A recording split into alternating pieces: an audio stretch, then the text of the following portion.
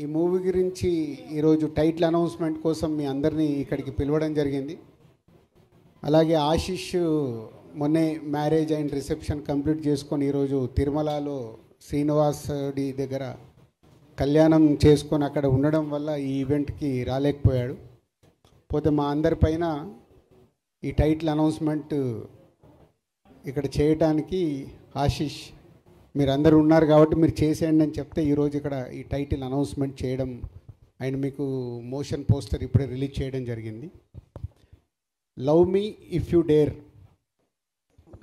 ఇది మొదలవటానికి కారణం ముందు ఇద్దరు వ్యక్తులు, అదే నాగా అండ్ అరుణ్. నాగాతో నాకు ఎప్పుడో మా సత్యనారాయణ రెడ్డి గారి అబ్బాయి చిన్నప్పటి నుంచే దాదాపు చిన్నప్పటి నుంచి చూస్తూ ఉన్నాను. తను అన్నపూర్ణలో వర్క్ చేస్తూ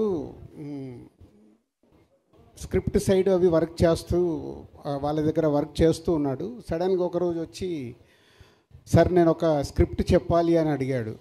స్క్రిప్ట్ అంటే దేనికి, డైరెక్షన్గా అన్నా. కాదు సార్ ప్రొడ్యూస్ చేయాలి అన్నాడు.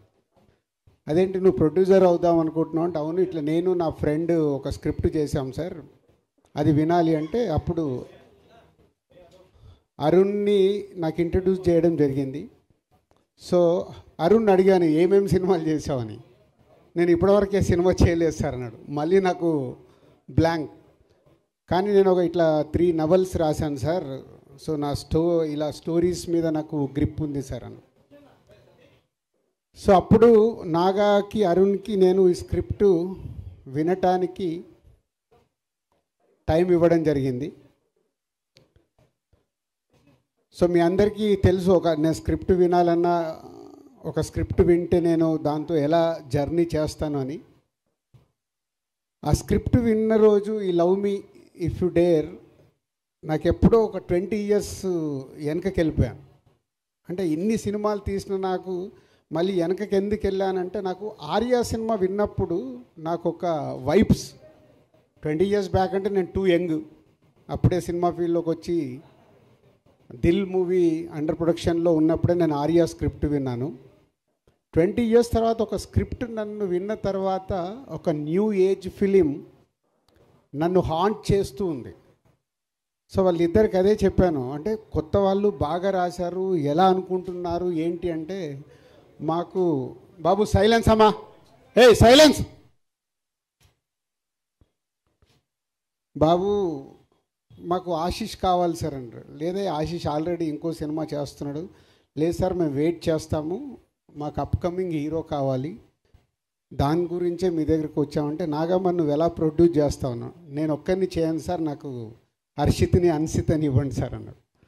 సో అలా వాళ్ళిద్దరూ మా కాంపౌండ్కి రావడం, ఈ స్క్రిప్ట్ తీసుకొని రావడం, ఫస్ట్ నన్ను గెలవడం, అంటే మొదటి సిట్టింగ్లోనే నన్ను గెలిచారు. స్క్రిప్ట్ విన్న తర్వాత వాళ్ళు చేసిన వర్క్, అది విజువలైజేషన్ ఎలా తీసుకొస్తారు ఏంటి అని నా బ్యాకప్ మైండ్లో జరుగుతున్న ఆ టీం నచ్చి, సో కొత్త వాళ్ళని దిల్ రాజు ప్రొడక్షన్లో మీ అందరికీ తెలుసు, బలగం అప్పుడే నేను చెప్పాను, కొత్త వాళ్ళ మ్యాక్సిమం ఆ ప్రొడక్షన్ హౌస్లో కొత్త వాళ్ళకి అవకాశాలు ఇచ్చి కొత్త వాళ్ళని ఎంకరేజ్ చేయాలి అనే దాంట్లో.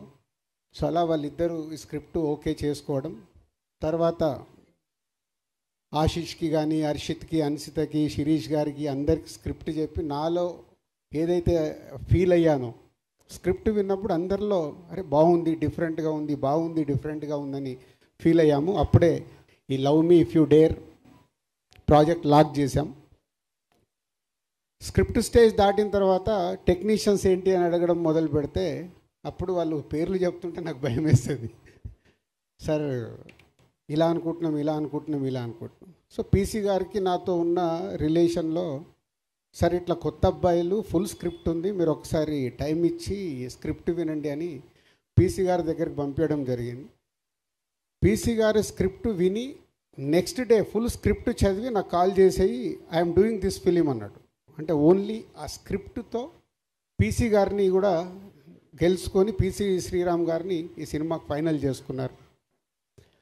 అలాగే మ్యూజిక్ గురించి డిస్కషన్ వస్తున్నప్పుడు మళ్ళీ కీరవాణి గారి పేరు చెప్పారు.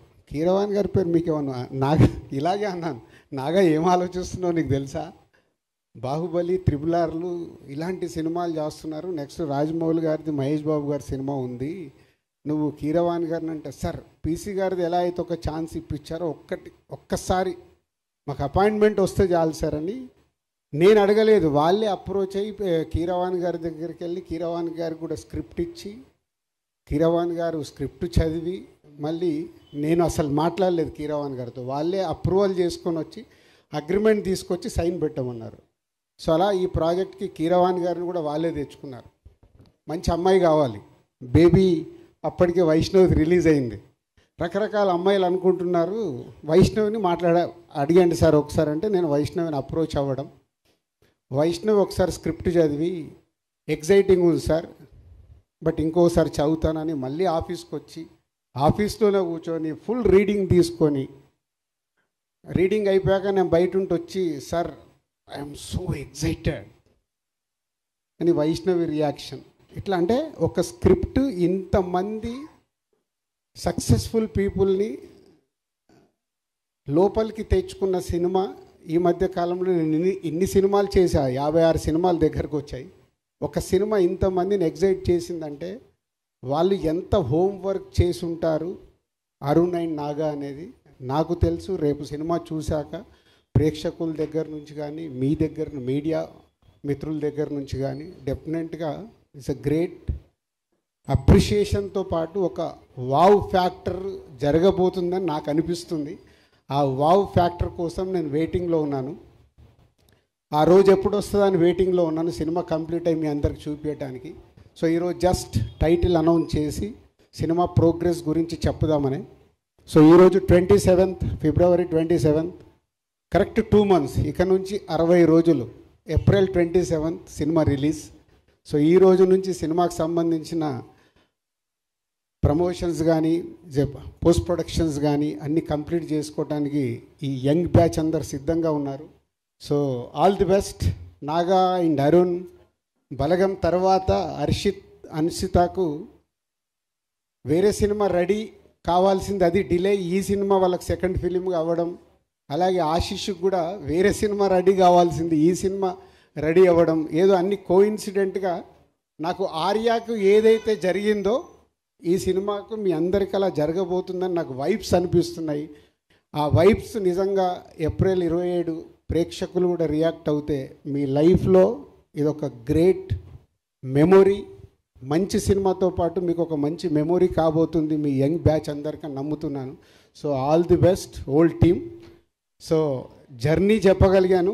ఇంకా సినిమా వాళ్ళకి చూపించినప్పుడు, రేపు టీజర్ చూసినా, ఈ సినిమాకి సంబంధించిన కాంటెంట్ చూసినప్పుడు డెఫినెట్గా మీడియా మిత్రులు వాళ్ళకి నచ్చితే, ఒక మీకు బలగం సినిమానైతే ఎలా ఎంకరేజ్ చేశారో ఈ సినిమాను కూడా ఎంకరేజ్ చేస్తారు. వాళ్ళకి ఆ కాంటెంట్ నచ్చితే నచ్చుద్దని 100% నేను నమ్ముతున్నాను. సో అది వాళ్ళు చూసే వరకు ఇంకా మీరు వెయిట్ చేయాలి. 60 days count down. April 27th ఈ సినిమా థియేటర్లోకి వస్తుంది. కలుద్దాం. Thank you. Raju garu. Thank you so much. And Harshi